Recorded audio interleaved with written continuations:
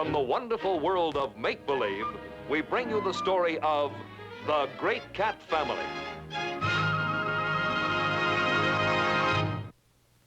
And now, your host, Walt Disney.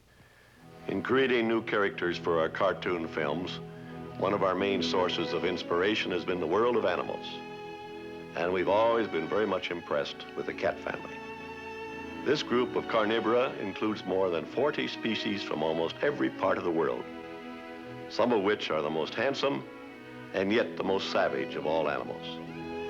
In telling our story, we have selected two of the more prominent members of this family, the lion and the domestic cat. The famous African lion, royal head of the cat family, hardly needs an introduction, for as everyone knows, he claims the title of King of Beasts and has been the symbol of power and nobility down through the ages. As for the domestic cat, he has the distinction of being the smallest and most common member of the family, and yet the most important of all, at least as far as man is concerned, for he is the only cat who can truly be called a friend of man, and he has had a far greater effect upon civilization than any other member of the cat family, as we shall see in exploring his long and eventful history. To tell the story of the domestic cat from its beginnings, we must go back in time 4,000 years to ancient Egypt.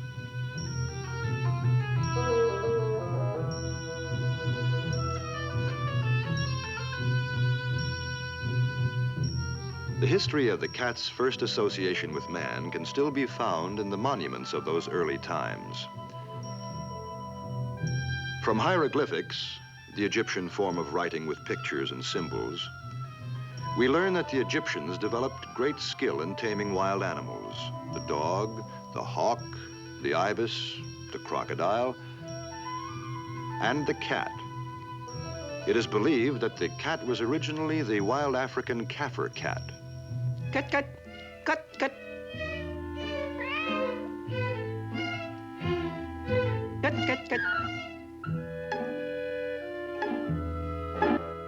Cut, cut, cut, cut, cut, cut, cut. Cut, cut, cut, cut.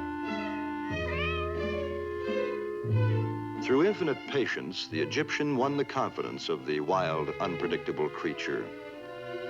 Cut, cut.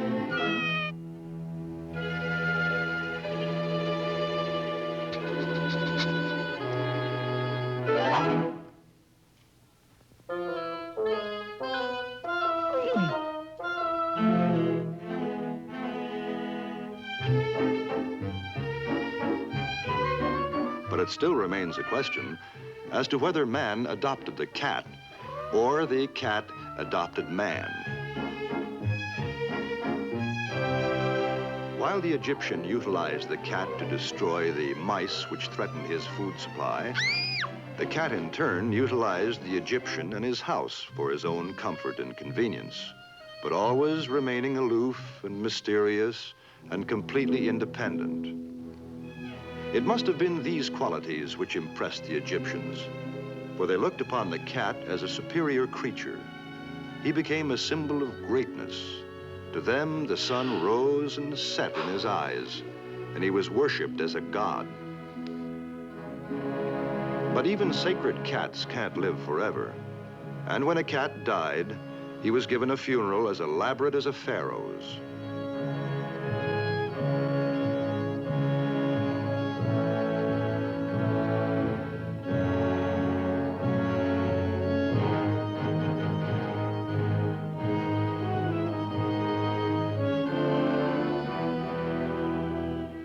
Like the pharaohs, his image was carved upon his tomb.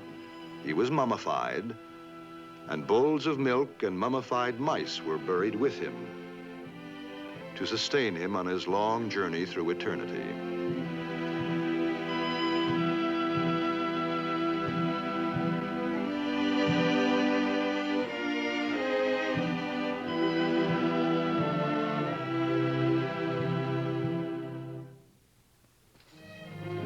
Thus, pampered as they were, the cat population increased until finally the cats outnumbered the Egyptians. But even in such great numbers, they remained just as precious and just as sacred as ever. And it was considered a major crime to smuggle a cat beyond the borders of Egypt. In those ancient times, just as they are today, laws were occasionally broken. At the risk of death, cats were smuggled through Egyptian customs.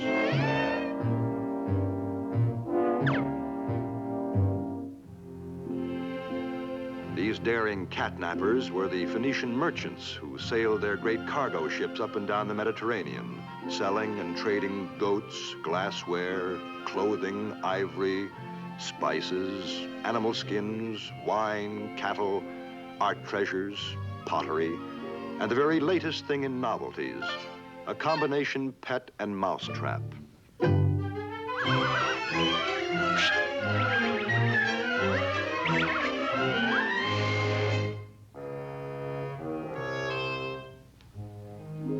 In the new countries, the cat was no longer sacred. He was merely a cat. He might live in a palace and be the favorite of a king, or he might find his place in a humble peasant's cottage. But whatever the case, he accepted his fate and went on about his business of catching mice, finding comfort, and producing more cats.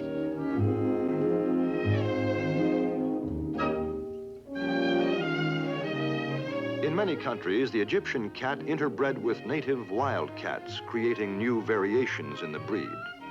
They, in turn, created still more variations.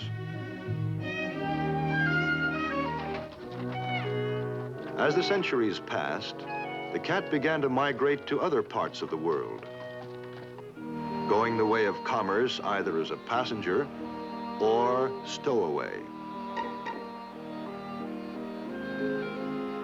Thus, the cat was well on his way to becoming one of the most common and most important of man's domestic animals.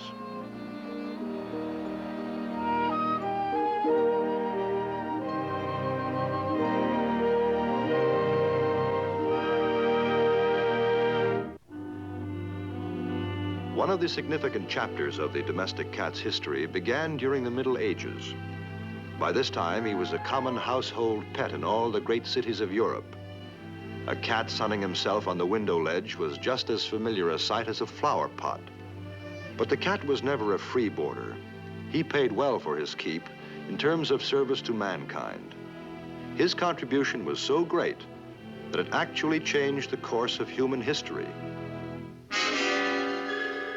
Through the centuries, man's very existence has been continually threatened by a treacherous and deadly enemy, the rat.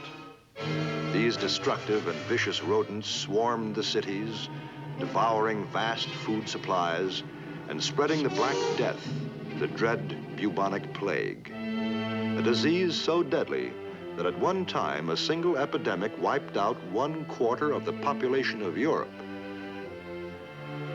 Thus, the rat has killed more people than all the wars in history. Man's greatest single weapon against this army of death and destruction was the cat. For he was naturally equipped for hunting in the dark underworld of the rat. On velvet paws, he moves in silence. His sensitive whiskers act as antennae to feel his way through the darkness. The pupils of his eyes expand to take in every particle of light.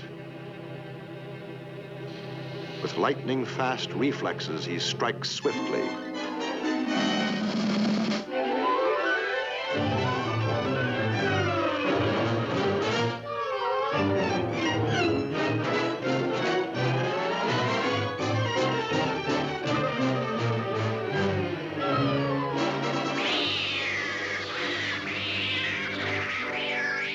If the many millions of rats destroyed by cats had been left to multiply, they could have wiped out the population of entire cities and completely overrun civilization. But the cat was not always rewarded for his great service to mankind. There was a black chapter in history when cats were condemned, persecuted. A dark age when the world was haunted by strange fears and superstitions. It was believed that evil spirits traveled the earth in human form. and thousands of innocent people were hanged or burned at the stake for witchcraft or sorcery. They were condemned by the words of the ignorant and the superstitious, idle gossip growing into wild rumors, spreading through towns and villages, twisting and turning into fantastic and monstrous tales.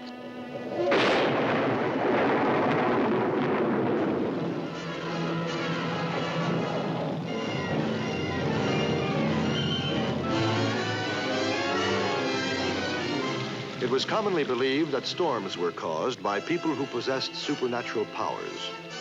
And anyone who dared travel by night could be accused of black magic and blamed for any sickness or death in the community. For night was the time of evil spirits. Since the cat was by nature a creature of the night, he too aroused suspicion.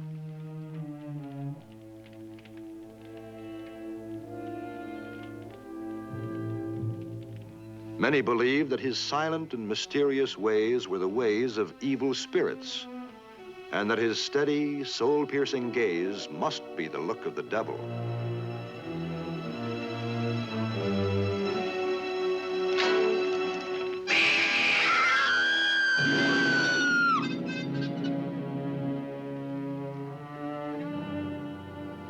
It was the evil eye, I tell you. I could feel his black spell creeping over me.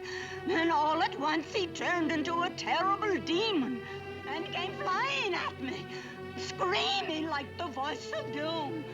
He's not a cat, he's a devil. Through no fault of his own, the cat, which had once been worshipped as a god, was condemned as a devil and blamed for the evils of the world. Hundreds of witch hunters set out to destroy these witches and demons wearing the form of a cat. There's one up in the tree. Get him! Hey, there he goes!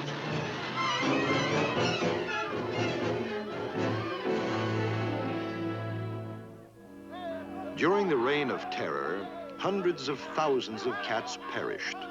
And for a time, the domestic cat was threatened with extinction.